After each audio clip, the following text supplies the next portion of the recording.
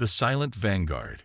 Captain Maya Chen stood at the observation deck of the EDF Relentless, watching as emergency shuttles streamed from the surface of Terrace IV. The orange glow of orbital bombardment lit up the night side of the planet, blooming like cruel flowers across once peaceful settlements. Maya's hands tightened on the railing until her knuckles turned white. "Captain, Sorlin warships are moving to intercept the evacuation transports," Lieutenant Davis reported from behind her. "ETA 3 minutes. Maya didn't turn. "Move us into position. All shields forward. We'll give those civilians their chance to escape." "Yes, Captain." Davis hesitated. "Captain, we're the only Earth vessel in the system. The Galactic Council forces have already withdrawn." "I'm aware, Lieutenant." The Relentless was a destroyer-class vessel, one of Earth's supposedly advanced warships that the Galactic Council had dismissed as primitive when humans first joined the interstellar community 40 years ago.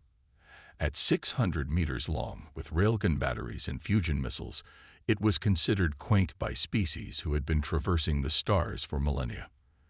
The Sorlins had emerged from deep space 2 years ago, cutting through Council space with devastating efficiency. Their crystalline ships and energy weapons were unlike anything the Council races had encountered. The elegant Alari with their millennia of space travel, the technologically advanced Vec Collective, the ancient and wise Doran, all had fallen back before the Sorlin advance. Humanity, the newest member of the Council, was deemed too inexperienced to contribute meaningfully to the war effort. Earth's offers of military aid were politely declined. Humans were assigned to evacuation, medical support, and logistics, important tasks but far from the front lines. "Captain, incoming transmission from Admiral Curry," Communications Officer Reese announced. Maya nodded. "In my ready room." She moved quickly through the bridge, feeling the ship accelerate beneath her feet as it positioned itself between the fleeing refugee ships and the approaching Sorlin fleet. Inside her small office, she activated the secure terminal. Admiral Curry's weathered face appeared on the screen. His dark eyes were deeply set in a face that had aged decades in the past 2 years. "Maya, what's your status?" "Defending evacuation ships from Terrace IV, sir. Council forces withdrew an hour ago. We're the only military vessel remaining." Curry nodded, unsurprised. "The Alari Third Fleet jumped out of the Viridian system yesterday. The Exorlins have taken 3 more Council worlds." Maya felt cold dread settling in her stomach. "That puts them 1 jump from the Sol system." "Yes. The Council has officially requested Earth's evacuation. They're sending ships to help transport our population to safe worlds deeper in Council space." The Admiral's expression made it clear what he thought of that offer. "They still don't understand us, do they?" Maya said quietly. "No. And that's been our greatest advantage." Cowrie leaned forward. "Operation Umbra has been activated, Maya. It's time." Maya felt her breath catch. Operation Umbra. The contingency plan developed in secret since humanity's first contact with the Council races. A plan born from Earth's long history of warfare and the quiet, careful observations of their new allies. "The full fleet, sir. Everything. All 7 hidden fleets. All the black budget tech. Everything we've kept off the books and out of sight." Carrie's face showed a grim satisfaction. "The Council thought we were dedicating 20% of our industrial capacity to space. It was closer to 70. Maya had been one of the few captains briefed on Umbra's full scope. While Earth publicly constructed a few dozen warships that conformed to Council expectations, vast automated factories hidden throughout the Sol system and beyond had been producing the real fleet, ships with technologies Earth officially didn't possess. "Your orders, Admiral." "Buy us time, Maya. The Relentless and the other visible EDF ships are to engage in delaying actions. Make the Sorlins focus on you while we make final preparations. 48 hours is what we need." Maya nodded. "We'll give you those hours, sir." "I know you will. And Maya, when you see what's coming, fall back immediately. You don't want to be caught in the middle. The transmission ended, leaving Maya with a sense of both dread and anticipation. She returned to the bridge, where her crew worked with quiet efficiency. They were young. Most of Earth's fleet crews were, but they were well-trained and dedicated. "Status report," she ordered, taking her command chair. "Thorlan vessels have detected us and are altering course," Tactical Officer Nguyen reported. 3 warships, cruiser class. They're ignoring the evacuation ships now. We've become the target. "Good," Maya said, earning a few surprised glances. "That's what we want." Targeting solutions on all 3. Ready point defense systems. Show them what a primitive human ship can do. As the Relentless moved to engage, Maya thought about the billions of humans back on Earth preparing for what was coming. The Council races had never understood humanity's history. They saw Earth's numerous nations and internal conflicts as signs of an immature, divided species.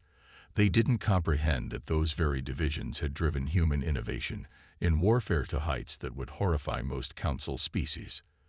The first Thorlan energy beams struck the Relentless's shields, causing the ship to shudder. "Shields at 82%, Davis reported. "Their weapons are stronger than our intelligence suggested."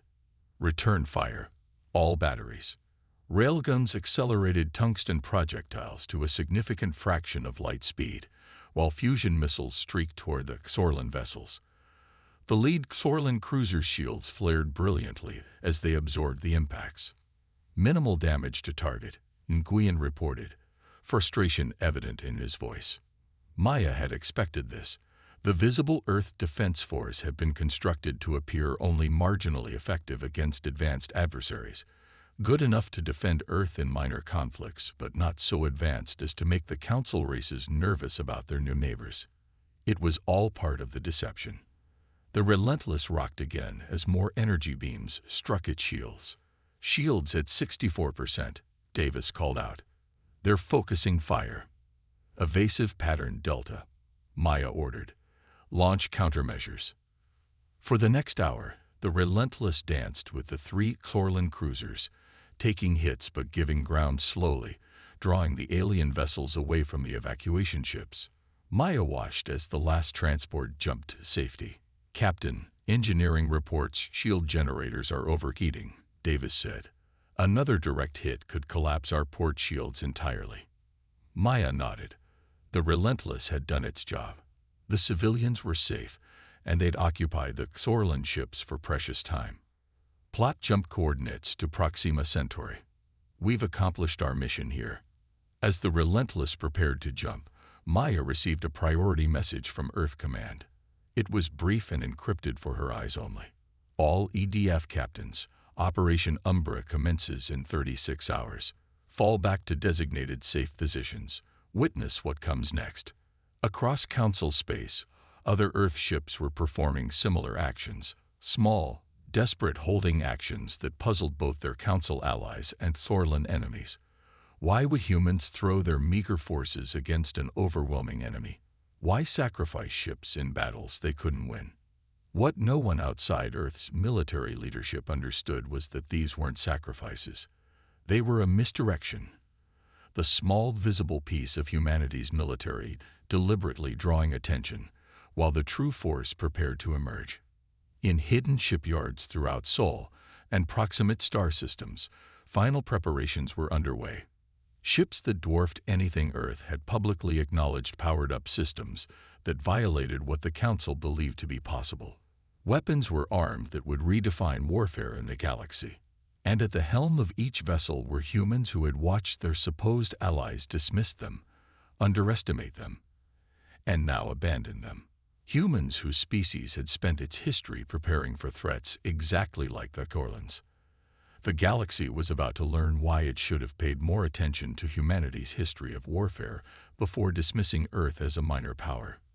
Maya smiled grimly as the Relentless jumped to safety. The real war was about to begin. When humanity unveiled. Supreme Warmaster Kavex stood before the tactical display aboard the Thorlan dreadnought Inevitable Conquest, his crystalline exoskeleton catching the light as he gestured toward the holographic representation of the Sol system. "The human homeworld will fall within days," he announced to his assembled commanders. "Their pitiful defense force has been scattered. The Galactic Council races have abandoned them."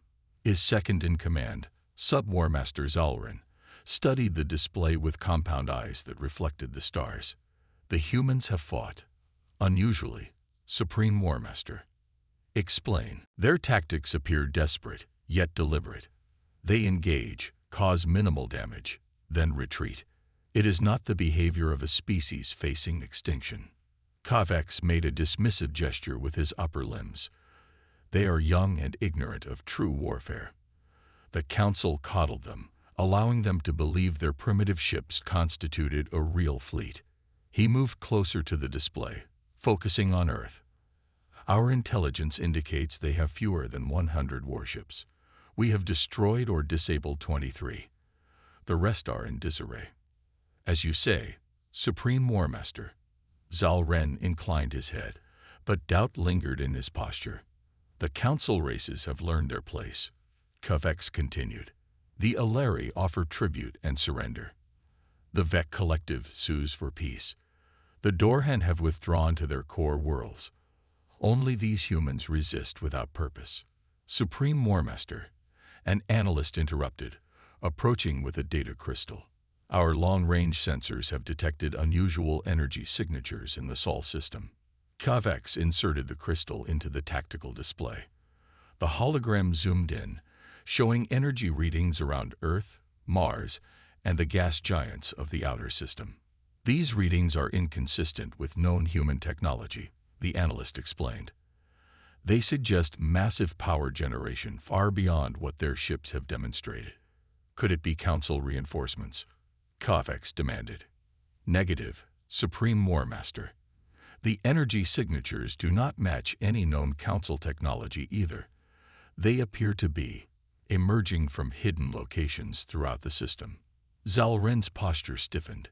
"Hidden fleet." Before Kavex could respond, the communications officer called out, "Supreme War Master, we are receiving a transmission from Earth. It is being broadcast on all frequencies, to all vessels." "Display it," Kavex ordered. The tactical hologram was replaced by the image of a human male in a dark uniform. Silver hair framed a face lined with age, but the eyes were sharp and held no fear. "This is Admiral James Cowrie of the Earth Defense Forces. I address this message to the Xorlan Empire and to our former allies in the Galactic Council." Kavex watched with curiosity.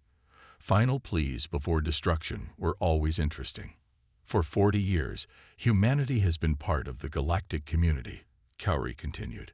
"For 40 years, we have been underestimated, dismissed, and recently, abandoned. The Council races saw our divided nations, our limited space presence, and judged us an immature species barely worth notice." The Admiral's expression hardened.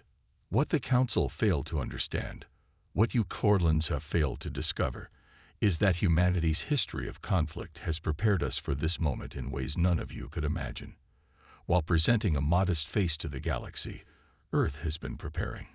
The image shifted to show massive structures emerging from hidden bases on Mars, from Jupiter's moons, from Earth's oceans. Ships unlike anything the Xorlans had encountered from humans before. Angular, aggressive vessels bristling with weapon systems that didn't match known Earth technology. "Today, Operation Umbra is revealed," Cowrie declared. "The true face of humanity's defense capability.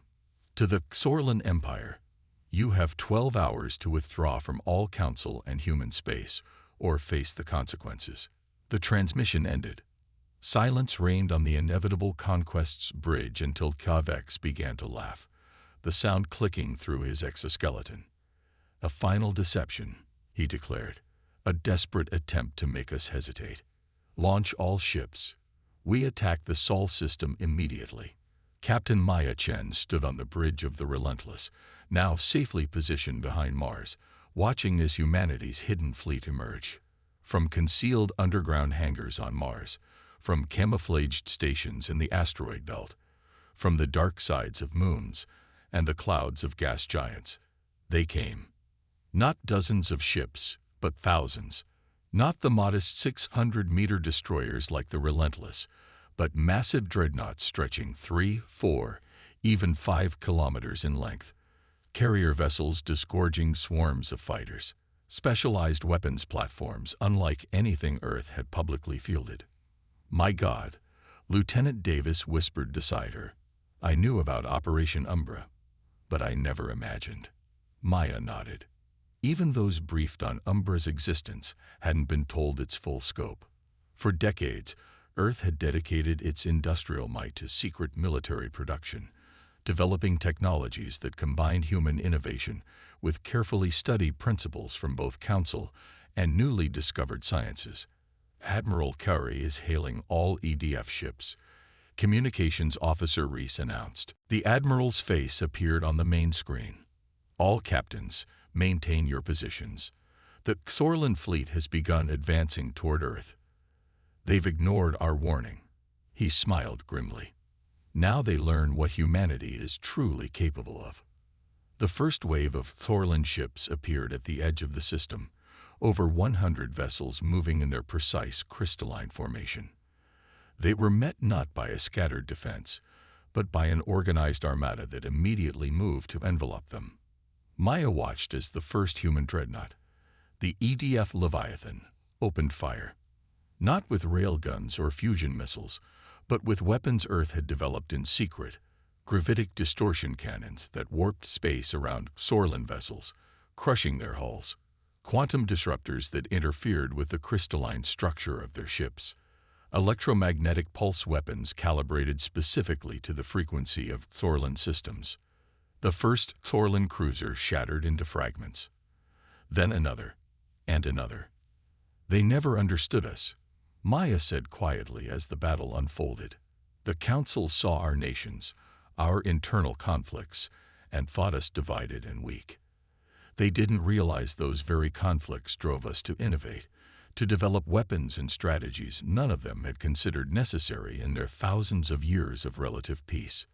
The Xorlan fleet attempted to regroup, to respond to weapons they had never encountered, but they found themselves outmaneuvered at every turn. Human vessels demonstrated maneuverability that defied the Xorlan's understanding of physics, the result of gravity manipulation technology Earth had developed but kept hidden. "Second Xorlan wave incoming," Tactical reported. "Nearly 300 ships." Maya watched as Admiral Cowrie deployed humanity's next surprise. From positions around Jupiter, massive platforms activated, creating a web of quantum entanglement fields. As the Xorlan reinforcements emerged from their faster-than-light travel, the fields engaged. Half the Xorlan fleet simply disappeared, their quantum states disrupted, and their matter scattered across multiple dimensional spaces. The remaining ships emerged disoriented, systems failing, easy targets for the waiting human vessels. The Council thought they were guiding a young species, Maya continued as her officers watched in awe. They never realized they were dealing with a civilization that had spent its entire history preparing for existential threats, from itself, from nature, and eventually, from the stars. Within 6 hours, the Xorlan invasion force had been reduced to scattered, retreating vessels. The inevitable conquest itself, Kavex's flagship, drifted powerless, its weapons disabled by targeted quantum disruption. Admiral Carey's image appeared again on the Relentless's screen. "Captain Chin, take your ship to these coordinates. The Supreme Warmaster has requested a parley. I want you there as witness." The meeting took place aboard a neutral Council diplomatic vessel. Maya stood behind Admiral Carey as Supreme Warmaster Kavex entered, his once proud crystalline exoskeleton now dulled and cracked in places. "You deceived us," Kavex stated without preamble, his translator rendering his clicks and whistles into flat standard. "You hid your true capabilities." "We showed you exactly what we wanted you to see," Cowrie replied calmly. "A lesson humanity learned long ago. Never reveal your full strength until necessary." From the shadows stepped an Alari diplomat, her iridescent skin pale with shock. Ambassador Tilnera had been one of the Council's representatives to Earth for decades. How? She asked simply, looking at Kari, then Maya. How did you conceal so much from the council? Our surveys, our trade delegations, saw what we allowed them to see, Kari answered. Humanity united in purpose while maintaining the appearance of division. We built our visible fleet to match your expectations while developing our real technologies in secure locations. We study your sciences while advancing our own in directions you had never explored. Why? Tulnera pressed. Why the deception? Maya spoke up. Because when we first contacted the council, we were immediately classified, categorized, and dismissed. Our questions about threats like the Corlins were answered with patronizing assurances that the galaxy was largely peaceful, that the council had managed interstellar relations for millennia. Yet you were wrong, Kari added, and we could not entrust our species' survival to allies who underestimated threats and overestimated their own capabilities. Kavex made a sound that his translator didn't attempt to interpret. The Xorlan Empire acknowledges your strength, humans. We offer terms. No, Kari said simply. The Xorlan Empire will withdraw from all occupied territories immediately. You will provide reparations to all affected worlds. And you will submit to monitoring by a joint force, including human observers. Or, Kavex challenged. Kari's expression remained impassive. Earth has deployed 7 additional fleets like the one you encountered today. Each is positioned to strike at a major Xorlan world. You have witnessed only a fraction of what we can do. The Supreme Warmaster's compound eyes flickered between Kari and Maya, searching for deception and finding none. We will consider your terms, he finally said. As the meeting concluded, Ambassador Tulnera approached Maya while Kari was speaking with other council representatives. Your deception has shaken the council to its core, she said. Many feel betrayed. Maya met her gaze steadily. The betrayal was when the council abandoned Earth to the Corlins, when you decided our world was expendable. What happens now? Now the galaxy understands what humanity truly is. Not a naive newcomer to be guided and patronized, but a species forged in conflict, prepared for threats, and unwilling to entrust its survival to others. Maya's expression softened slightly, but also a species willing to extend protection to others, to deploy our strength in defense of life throughout the galaxy, on our terms. As Maya returned to the Relentless, she looked out at the stars with new eyes. Humanity had revealed itself today. The long deception was over. The galaxy would never see Earth the same way again. And perhaps that was for the best. For too long, the council races had drifted in complacency, while humanity had remained vigilant, innovative, and ready. The moment the human fleet showed up, the war ended, and a new era of galactic relations began, one where humanity's voice would never again be dismissed.